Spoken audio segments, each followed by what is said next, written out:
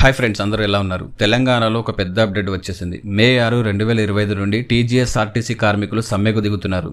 ఈ సమ్మె వల్ల రాష్ట్రంలో ప్రజా రవాణా ఎలా ఉంటుంది, ఎందుకు ఈ సమ్మె, ఏం జరగబోతుంది అన్ని వివరంగా ఈ వీడియోలో చూద్దాం. సో లైక్ చేసి సబ్స్క్రైబ్ చేసి బెల్ ఐకాన్ ప్రెస్ చేయడం మర్చిపోకండి. ఇక స్టార్ట్ చేద్దాం.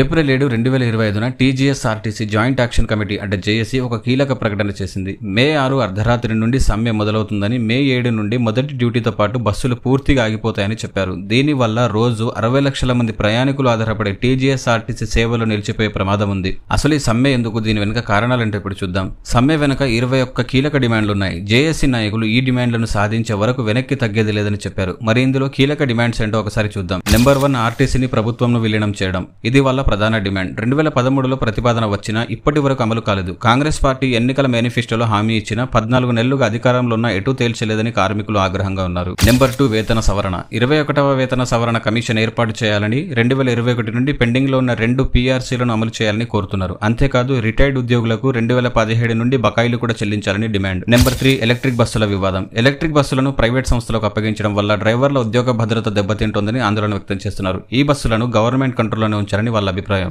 నెంబర్ 4, పని ఒత్తిడి అండ్ అలవెన్స్లు. మహాలక్ష్మి స్కీమ్ తర్వాత 14 లక్షల మంది అదనపు మహిళా ప్రయాణికులు వస్తున్నారు. దీనివల్ల కార్మికులపై పని భారం పెరిగింది, కానీ అలవెన్సులు మాత్రం పెంచలేదు. నెంబర్ 5, 2019 సమ్మె కేసులు. 2019లో 52 రోజుల సమ్మె సమయంలో కార్మికులపై నమోదైన కేసులను ఉపసంహరించుకోవాలని కోరుతున్నారు.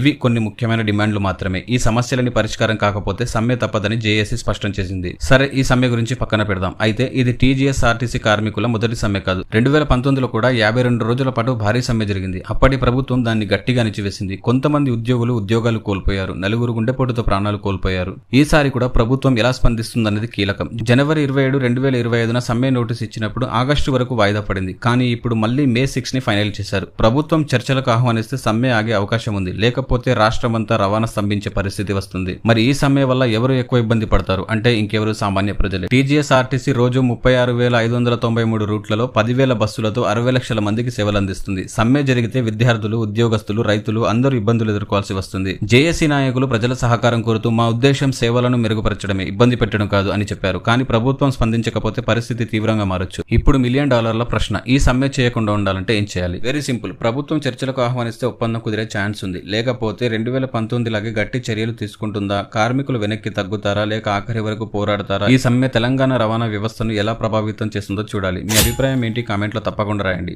అంతే ఫ్రెండ్స్, ఈ సమ్మె గురించి పూర్తి వివరాలు మీకు తెలిసిపోయాయి కదా. రాబోయే అప్డేట్స్ కోసం మా ఛానల్ని ఫాలో అవ్వండి. వీడియో నచ్చితే లైక్ చేయండి, సబ్స్క్రైబ్ చేయండి, షేర్ చేయడం మర్చిపోకండి. నెక్స్ట్ వీడియోలో మళ్ళీ కలుద్దాం. Bye bye.